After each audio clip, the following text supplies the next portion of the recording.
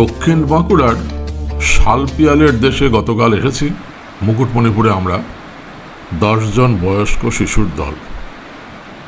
কাল বিকেলে মুকুটমণিপুরে দুপুরে পৌঁছে বিকেলে ঘুরে নিয়েছি পরেশনাথ শিব মন্দির, মা কালীর মন্দির, কংসাবতী নদীর মাটির বাঁধ, সবুজ দ্বীপ আর 3 নদীর মিলনস্থল। রাতে হোটেলে ফিরে বেশ ভালো ঘুমও হয়েছে। আজ ভোরবেলা উঠে দেখছি অনেকেই চলে গেছে মর্নিং ওয়াক করতে। আমিও বেরিয়ে পড়লাম ক্যামেরা নিয়ে। সঙ্গে দেখছি বুড়োদা, হারুদা, সুজিতদারাও রয়েছে। বাকিরা একটু আগে চলছে নাকি। হোটেলের বাইরে এসে দেখি মেঘলা আকাশে চারিদিক কুয়াশার মতো ঝাপসা হয়ে আছে। 5 মিনিট হাঁটতেই পৌঁছে গেলাম সেই কংসাবতী নদীর ড্যাম। এক কথায় অপূর্ব।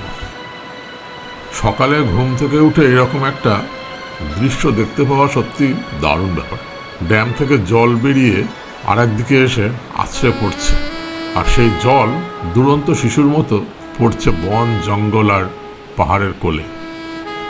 কোনো নাম না জানা পথের দিকে দিক বিদিক জ্ঞানশূন্য হয়ে যেন ছুটে চলেছে। শুনলাম ড্যামের ওপাশে রয়েছে একটা উঁচু জায়গা, যেখানে উঠে দাঁড়ালে নাকি এই জায়গাটা আরও বেশ সুন্দর দেখা যায়। কিন্তু এটাও শুনলাম যে ওখানে নাকি মেনটেন্যান্সের অভাবে ঝোপঝাড় জঙ্গলে ভর্তি। তাই আর এই সকালবেলায় সেখানে গিয়ে কাম নাই। সকালটা ভাবছি এখান থেকেই দেখি না মন্দ কি।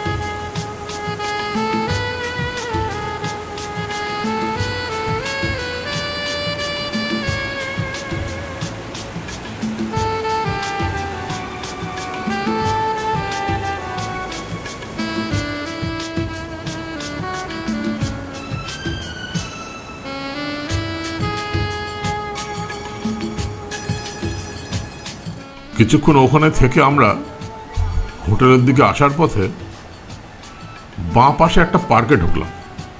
সেখানে একটা ছোট্ট ওয়াচ টাওয়ার মতো আছে। সেখানে কিছুক্ষণ দাঁড়ালাম, ছবি তুললাম। এবার কিন্তু হোটেলে ফিরতে হবে, কারণ রেডি হয়ে আমাদেরকে বেরোতে হবে আজকে কিছু সাইট সিন দেখে নেওয়ার জন্য। সঙ্গে থাকবে আমাদের সেই কালকের টেম্পো ট্রাভেলার, আর থাকবে আমাদের ড্রাইভার সন্তু ভাই।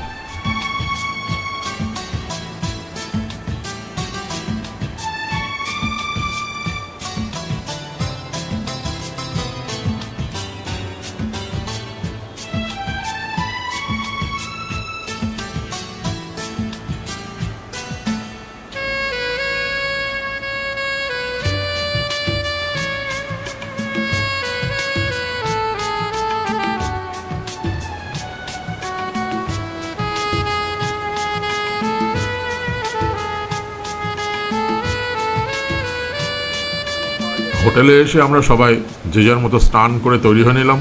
তারপর নিজেরা হোটেলের রুমেই বানিয়ে নিলাম ইলেকট্রিক কেটলিতে চা আর কফি। সেই সঙ্গে বানালাম ডিম সেদ্ধ আর ব্রেড বাটার টোস্ট। ব্রেকফাস্ট করে সবাই বাইরে বেরিয়ে এলাম। বুঝতে পারছি হোটেলের অন্যান্য বোর্ডাররা এখনও ঘুমিয়ে আছে। আমরা তৈরি হয়ে গেটের কাছে এসে আমাদের ট্রাভেলারে উঠে বসলাম। শুরু হলো আজকের দিনের শুভ সূচনা।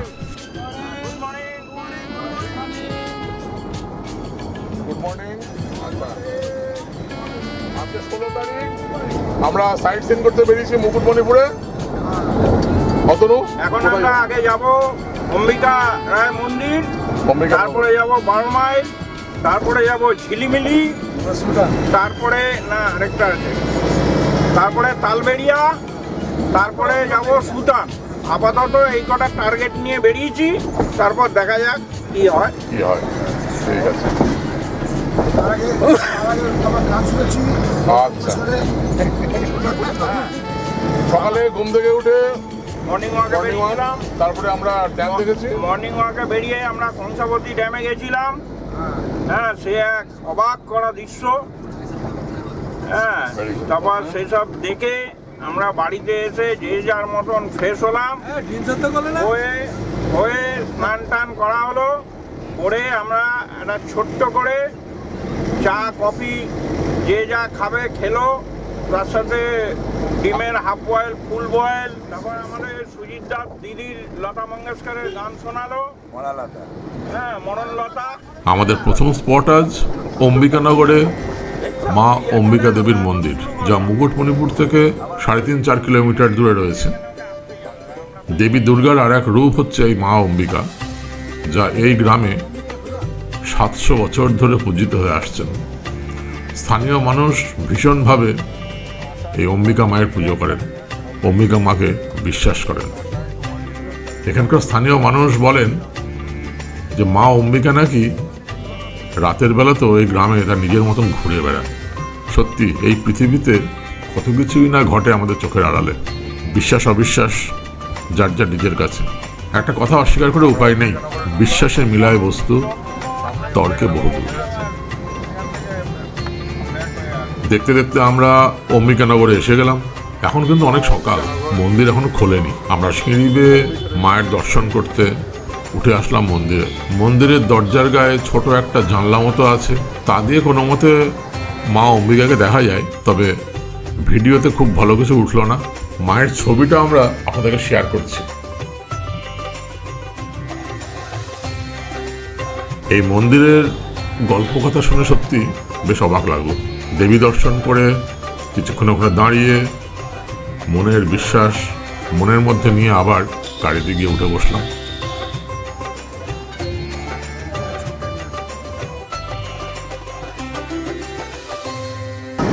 আমরা 12 মাইল জঙ্গল দেখবো বলে এগোচ্ছি। মোটামুটি ফরেস্ট এরিয়া শুরু হয়ে গেছে। এই হচ্ছে 12 মাইল জঙ্গল। এবার আমাদের গন্তব্য ঝিলিমিলি, যেটা আমাদের এই 12 মাইল ফরেস্টের মধ্যে দিয়ে যেতে হবে। আসলে মুকুটমণিপুর থেকে 12 মাইল দূরে রয়েছে এই বন, যার নাম ঝিলিমিলি 12 মাইল ফরেস্ট। সংক্ষেপে এই বনকে লোকে বলে 12 মাইলের জঙ্গল। নেচার লাভার্সদের জন্য এই ঝিলিমিলি 12 মাইলের জঙ্গল খুব ফেমাস।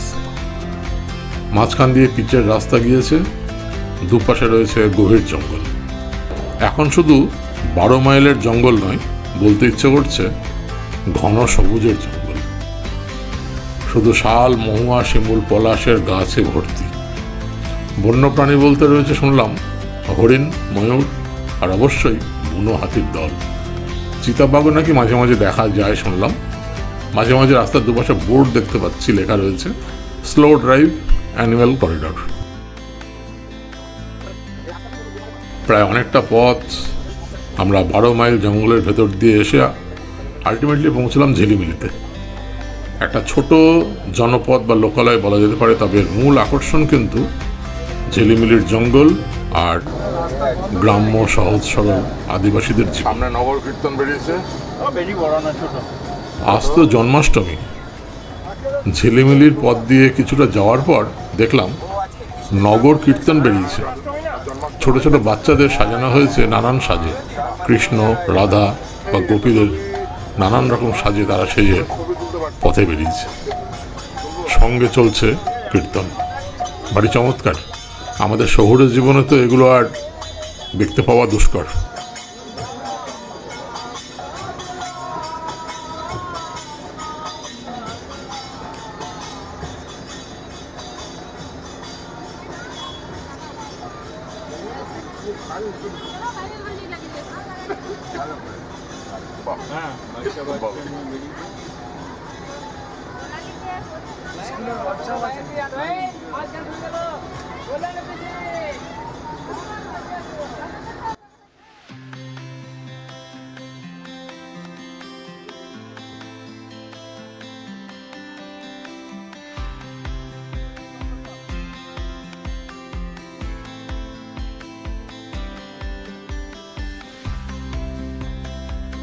তারপর লোকালয় পার হয়ে জঙ্গলের রাস্তা দিয়ে এগিয়ে চললাম আবার।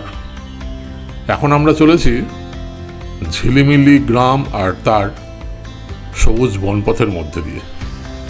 প্রায় অনেকটা পথ স্থানীয় মানুষকে জিজ্ঞেস করতে করতে অবশেষে চলে এলাম ঝিলিমিলি ফরেস্ট পার হয়ে তালবেরিয়া লেকে। জনমানবহীন একটা জায়গা, চারিদিকে গভীর জঙ্গলে ভর্তি, আর মাঝে রয়েছে ছোট্ট শান্ত সুন্দর এক সবুজ লেক, যার চারিদিক ফরেস্ট এরিয়াতে ঘেরা। আমাদের টেম্পো ট্রাভেলার একটা জায়গায় দাঁড় করিয়ে আমরা সবাই নেমে এলাম। বাইরে বেশ রোদ, কিন্তু লেকের এই সবুজ শীতল হাওয়া মন্দ লাগছে না।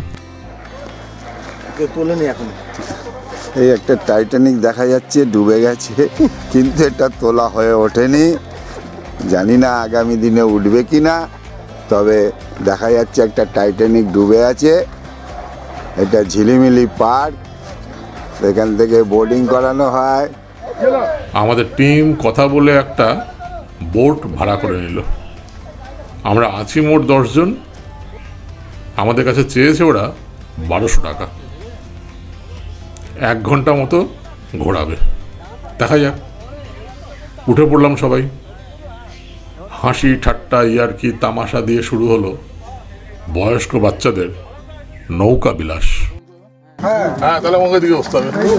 আমরা এখন ঝিলিমিলি লেকে নৌকা বিহারে বেরিয়েছি।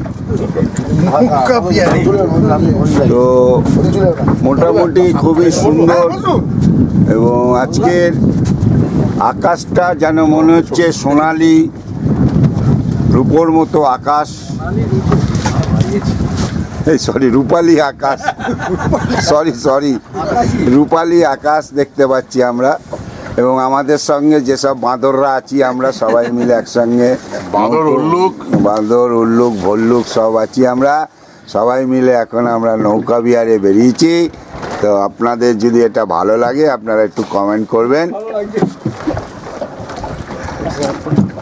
এখানে অলোকদাকে অনেক থ্যাংক ইউ হ্যান্ডিক্যামটা হাতে নেওয়ার জন্য। কালকে মনোজ দা তুলেছেন, আজকে অলোকদা তুলছেন।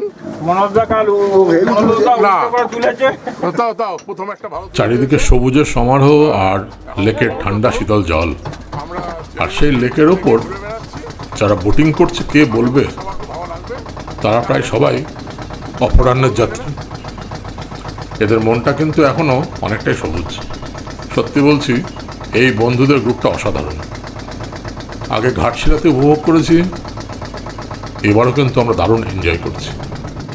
ছোট্ট জীবনে সবুজ বনের এরকম এক ঝাঁক তাজা সবুজ প্রাণের বন্ধু কিন্তু ভীষণ জরুরি।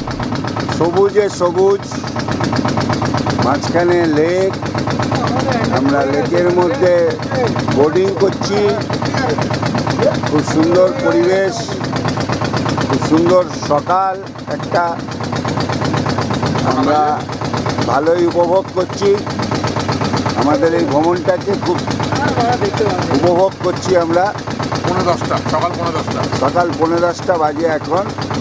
আজ আমাদের দিনভরই সাইট সিনের পরিকল্পনা রয়েছে বা সেইভাবেই আমরা বেরিয়েছি। আজকে টিফিন এবং লাঞ্চ সবই অন দ্য ওয়েতে আমরা করব।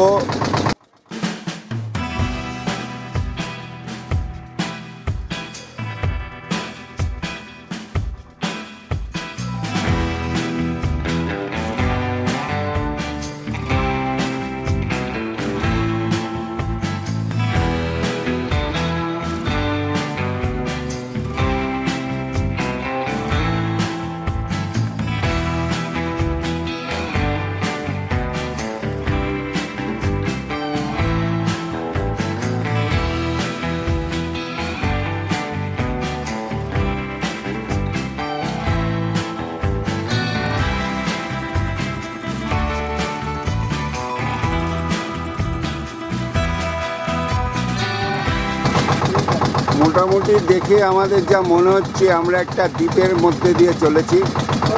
চতুর্দিকে সবুজে ঘেরা পাহাড়, মাঝখানে একটা ঝিল, খুবই সুন্দর পরিবেশ।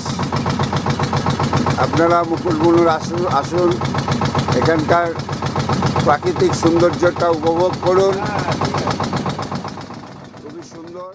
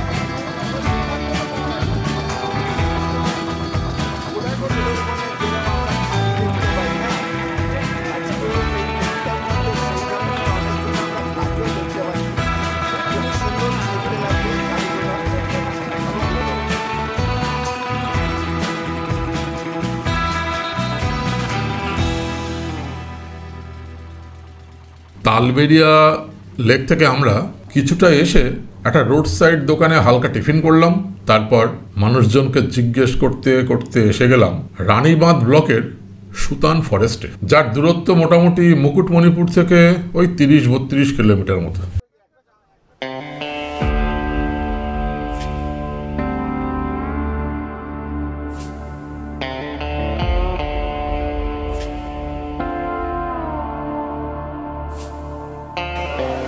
আমরা সুতান ফরেস্টে এসেছি। এটা সুতান ফরেস্ট, দেখা যাক কেমন লাগে।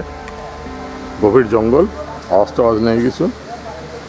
দূরে কোথাও একটা ঝর্ণার জল পড়া শব্দ পাচ্ছি, এটা দিয়ে যেতে হবে। বেশ কিছুটা হেঁটে এসেছি। এখানে একটা ওয়াচ টাওয়ার মতন আছে। 12 মাইল ফরেস্টের একটা অংশ হচ্ছে এই সুতান ফরেস্ট। বেশ দুর্গম রাস্তা, জঙ্গলের মধ্যে দিয়ে পাহাড়ি পথের পাকদণ্ডি পার হয়ে শাল, পিয়াল, মহুয়া, পলাশ আর শিমুলের বন পথের মধ্যে দিয়ে আমরা এসে পৌঁছালাম সুতান ফরেস্টে। ট্রাইবালদের একটা হোমল্যান্ড বলা যেতে পারে। যথেষ্ট গভীর জঙ্গল। শুনলাম এক সময় মাওবাদীদের রীতিমতো আধিপত্য ছিল জঙ্গলমহলের এই সুতানের জঙ্গলে। সাধারণ মানুষ এখানে সচরাচর আসতো না। এই ভার্জিন ফরেস্ট শুনলাম ডলমা ফরেস্টের সঙ্গে কানেক্টেড। সবাই মিলে এগিয়ে চললাম। কিছুটা গিয়ে রয়েছে একটা ওয়াচ টাওয়ার। ওয়াচ টাওয়ারে উঠে গেলাম বেশ অনেকটা উপরে। সামনে রয়েছে একটা ছোট্ট জলাশয়। শুনলাম বন্য প্রাণী, হরিণ বা অন্য যে কোনো প্রাণী এখানে নাকি জল খেতে আসে। একেবারে যাকে বলে ডেন্স ফরেস্ট।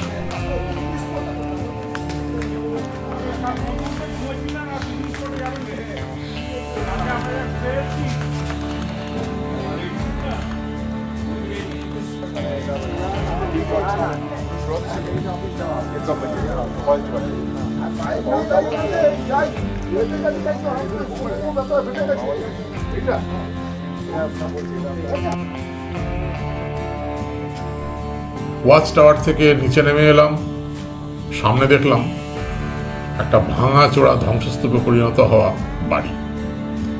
শুনলাম ওটা একসময় নাকি সিআরপিএফ জওয়ানদের ক্যাম্প ছিল, কিন্তু আজ থেকে প্রায় 16-17 বছর আগে এক মাওবাদী হানায় গভীর রাতে এক প্রচণ্ড বিস্ফোরণে বহু সিআরপিএফ জওয়ান শহীদ হয়ে যান, আর এই বাড়িটা নাকি সেই বিস্ফোরণে পুরোপুরি ভেঙে চুরে ধ্বংসস্তূপে পরিণত হয়। আজও জানি না কেন সরকারি কোনো উদ্যোগ নেই এই বাড়িটাকে মেরামত করে নেওয়ার জন্য। আজ যদিও জঙ্গলমহলে মাওবাদী উৎপাত অনেকটা কম শুনেছি, কিন্তু সেই সময় কি ভয়ঙ্কর অবস্থা ছিল এখানে এই জায়গাতে না এলে বিশ্বাস করতে পারতাম না। ক্যাম্প ফ্যাম্প করে মানুষ টুরিস্ট করতে আসতো এখানে, যেটা একদম একটা ধ্বংসস্তূপে পরিণত হয়ে গেছে। বাট সরকারের তরফ থেকে এই নিয়ে কোনো রকমভাবে নতুন কিছু আর করা। নিচে রয়েছে বন দপ্তরের তৈরি করে দেওয়া কয়েকটা ছোট ছোট গেস্ট হাউস, যেগুলো শুনলাম কোনোভাবে কোনো ট্যুরিস্ট যদি আটকে যান বা রাতে ফিরতে না পারেন বা রাত্রিবাস করতে চান তাহলে তাদের জন্য তৈরি করা। যদিও সেরকমভাবে কোনো খাওয়া থাকার ব্যবস্থা আছে বলে আমার মনে হলো না, অফিসেও কোনো লোকজন দেখতে পেলাম না।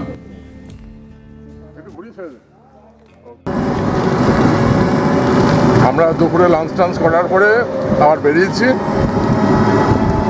দুটো টোটোতে করে 8 জন।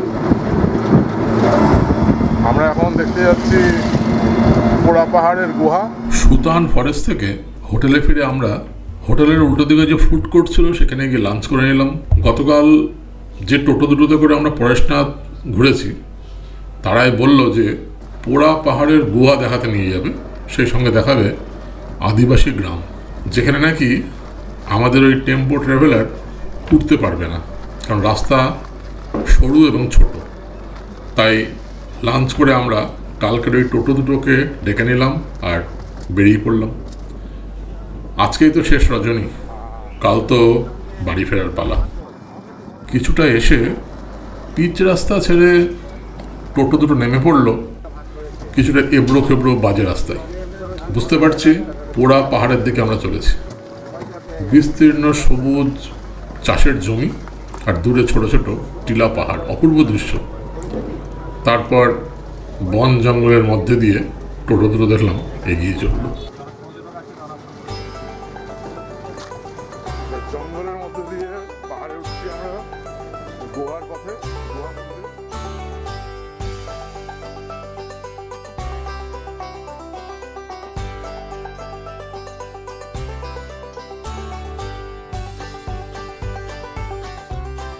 শেষমেশ একটা জায়গায় টোটো দুটো থামলো, আমরা আমাদের পায়ে হেঁটে উঠতে শুরু করলাম টিলার ওপর। ওখানেই নাকি আছে সেই গুহা। আমরা এই পোড়া পাহাড়ের গুহার পথে এগিয়ে চলেছি। গুহা মন্দির, বেশ খাড়াই রাস্তা, জঙ্গলে ঘেরা। দেখা যাক পরিবেশটা দেখে নিন কতটা পৌঁছতে পারি। চারপাশ জঙ্গল, বেশ ঘন জঙ্গল আর পাহাড়। কিন্তু এ তো ঝোপঝাড়ে জঙ্গলে ভর্তি রাস্তা, বেশ চিন্তায় পড়ে গেলাম। মোটেও সুবিধার রাস্তা নয় কিন্তু। যাই হোক, উঠতে শুরু করলাম। লাঞ্চ করে বেরিয়েছি, এখন গুহা দেখতে গিয়ে এই উঁচু রাস্তায় উঠতে গিয়ে জিভ বেরিয়ে যাচ্ছে। জানি না কতটা উপরে উঠতে হবে, হাতে ক্যামেরা নিয়ে ওঠাটাও বেশ মুশকিল। সামনে অতনু বুড়ো দ্বারা এগিয়ে চলেছে। এখানে সমস্যা হচ্ছে একটু আগে যারা রয়েছে একটু দেরি হয়ে গেলে তাদের দেখতে পাচ্ছি না, কারণ রাস্তায় এত পাক খেয়ে খেয়ে উপরে উঠছে, জঙ্গলে যেতে হবে। সবাই উঠছে, দেখা যাক, এগোই।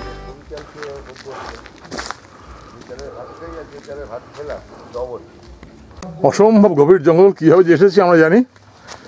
এইখানে আমাদের চ্যাম্পিয়ন দল আগে পৌঁছে গেছে। আলটিমেটলি পৌঁছে গেলাম গুহা মুখে।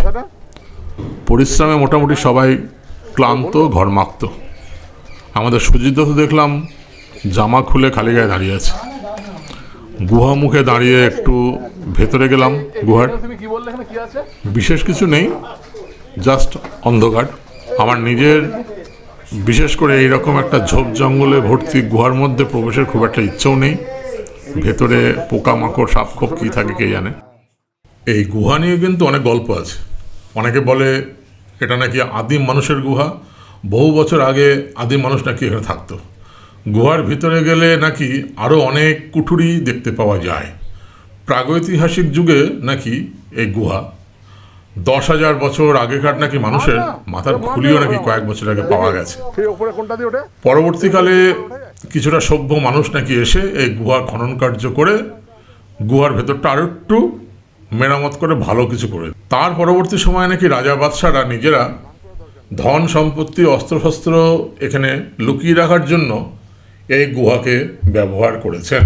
স্বাধীনতা সংগ্রামীদেরও আনাগোনা ছিল এই অঞ্চলে। মনে করা হয় তারাও হয়তো এই গুহাকে তাদের বিভিন্ন কাজে ব্যবহার করেছেন। এই সবটাই কিন্তু নানান তথ্য থেকে পাওয়া, যা নিয়ে নানান সময় নানান মাধ্যমে নানান রকমের আলোচনা হয়েছে। ইতিহাস গবেষক শ্রী অরবিন্দ চট্টোপাধ্যায় মহাশয় বলেছেন যে এই সুড়ঙ্গ টাইপের গুহার 3টে মুখ থাকার কথা। আশা করা যায় তার একটা মুখ পুরুলিয়ার মানবাজারের দিকে গেছে, অন্য আরেকটা মুখ কাঁকড়াঝোড়ের দিকে যাওয়ার কথা। এই গুহা আবিষ্কার হয়েছে কিন্তু রিসেন্টলি, মাত্র 5-6 বছর আগে।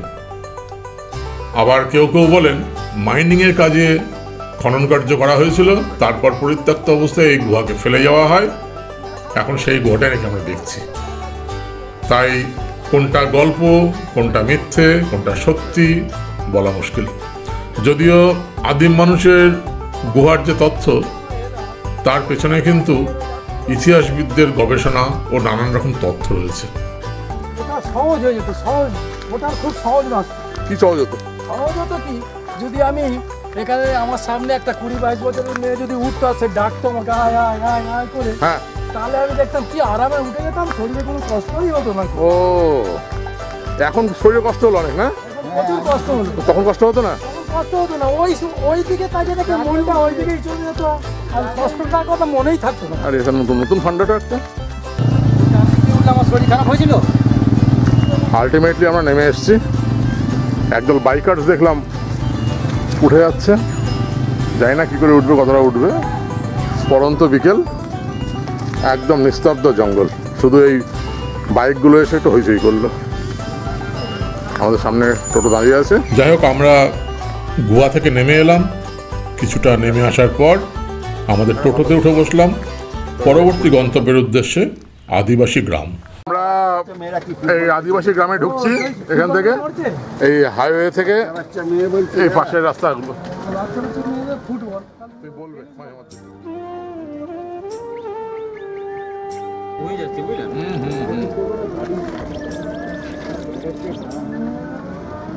দুতলা বাড়ি, যাওয়ার সময় ভিডিও তুলতে যাই, আসার সময় যাওয়ার ছবি তুলতে আসবো।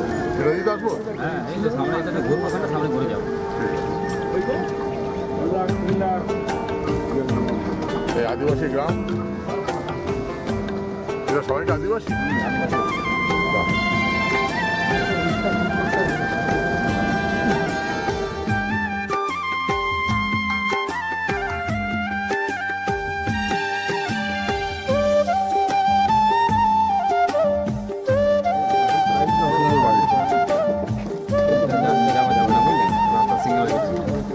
যাওয়া যাবে না?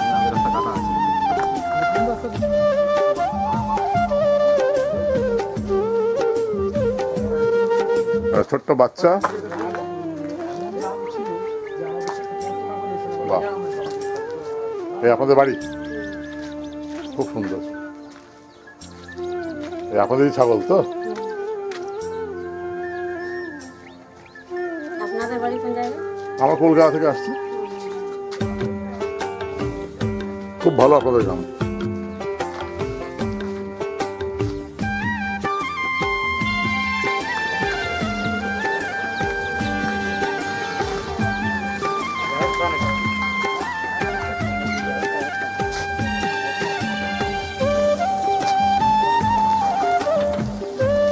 এটা কি গাছ? বেগুন গাছ। ওল গাছ আর বেগুন গাছ না? চলো চলো।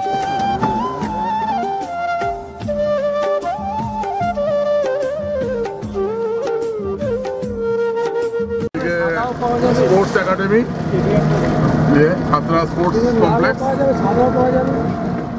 আদিবাসী গ্রাম দেখে আমরা বেরিয়ে এলাম। বিকেল হয়ে এসেছে, রোদের তেজও কম, চারিদিকে সবুজ মাঠ, দূরে ছোট ছোট টিলা, অপূর্ব মুকুটমণিপুর।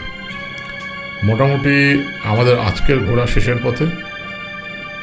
এখন এরা নিয়ে যাবে আমাদের সিনারি পয়েন্ট আর সানসেট পয়েন্টে। আমরা এগোচ্ছি সিনারি পয়েন্টের দিকে। আশা করছি এখান থেকে সূর্যাস্তটা দেখতে পারবো। দেখা যাক। চলে এলাম সিনারি পয়েন্টে।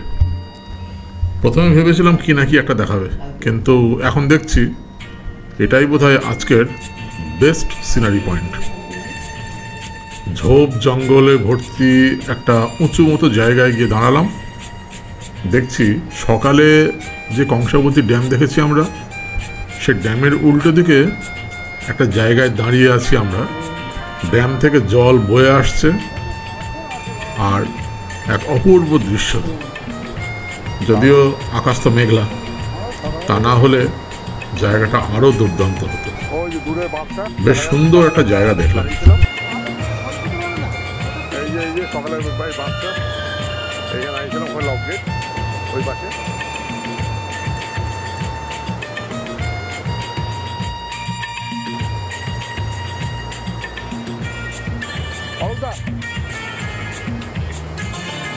তুমি দাঁড়াও এখানে, তুমি দাঁড়াও।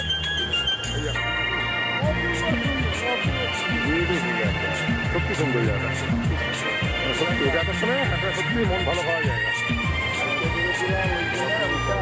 হ্যাঁ দারুণ। আর সূর্য ডুবছে।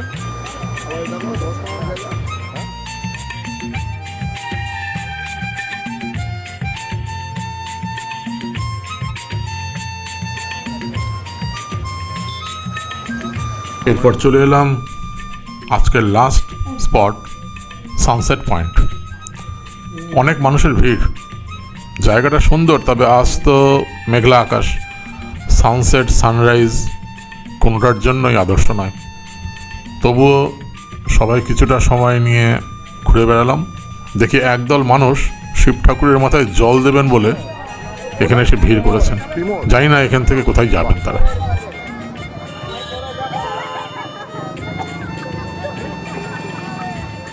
এখানে কতটা যেতে হয়? হেঁটে? পায়ে হেঁটে যাবে? গায়ে দু এক ফোঁটা বৃষ্টির জল পড়তেই আমরা টোটোতে গিয়ে উঠে বসলাম। 80 কিলো? হোটেলে ফিরবো। যাওয়ার পথে সবাই চা খেলাম।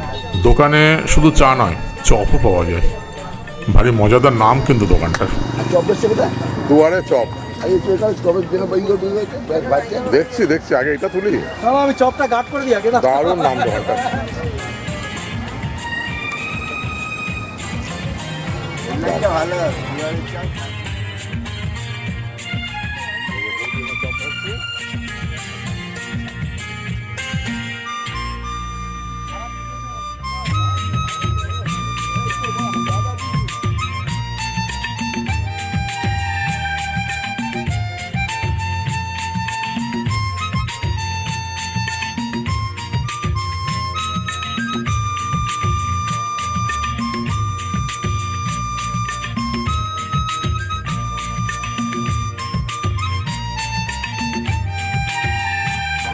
ফিরে এলাম হোটেলে। আজ হোটেলে ডিনার করলাম। কাল সকালে বেরিয়ে যাবো আমরা চেক আউট করে। যাওয়ার পথে দেখব বিষ্ণুপুর, আপনাদেরকে সঙ্গে নিয়ে। যদি আমাদের যে কোনো প্রোগ্রামে খুব মুহূর্ত সময় হয় বলে সব হোটেল বুক হয়ে যায় প্রত্যেকবারই, কোনো মতে এটা পেয়েছি, তো নট ব্যাড। এই হোটেল, এই সামনে গেলে সামনেই জাস্ট হেঁটে 5 মিনিট আগামীকাল সকালে সামনে কংসাবতী ড্যাম দেখা হচ্ছে। আজকের ভিডিওটা যা যা দেখালাম আপনাদের কেমন লাগলো কমেন্ট বক্সে জানালে ভালো লাগবে। ভালো লাগলে শেয়ার করে দিন আর সাবস্ক্রাইব করে আমাদের সঙ্গে থাকুন। আপনাদের মূল্যবান মতামত আমাদের সামনে এগিয়ে যাওয়ার একটা পাথেও। মোটামুটি পরিষ্কার পরিচ্ছন্ন ভালো খাবারগুলো। সবাই ভালো থাকুন, সুস্থ থাকুন আর আমাদের সাথে থাকুন। অনেক ধন্যবাদ।